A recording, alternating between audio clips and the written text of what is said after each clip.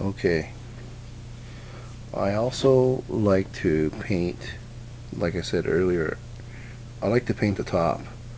And you know, I've already painted the bottom, I mean the front, and it needs probably a couple more coats, maybe 3 more coats.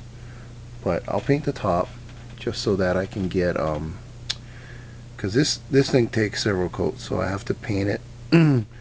I'll paint it, let it dry, paint it, let it dry, paint it, let it dry, and I'll do the front and the sides. Typically, while I'm letting it dry, um, I'll use a box to cover everything so dust doesn't settle on it. That's just me. You know what I should do is actually what I normally do is I tape it so that mask it off. Yeah, well, it's kind of too late to paint. Well, yeah, I can tape it. Yeah, I'll paint the top too. That's too short. There we go.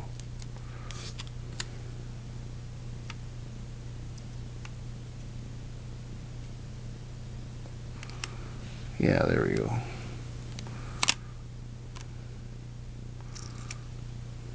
I'll do that. Yeah. There we go.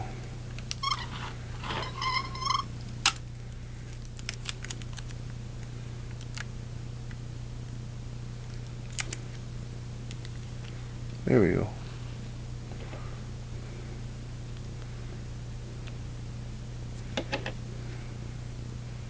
Shoot.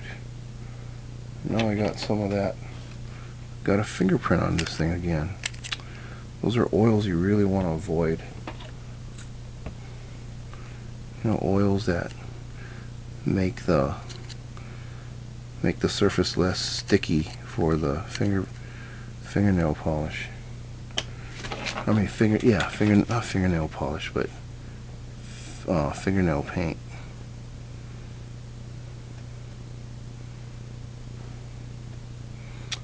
Typically I'll paint over all the buttons with the exception of these three buttons light up, so I don't paint over those.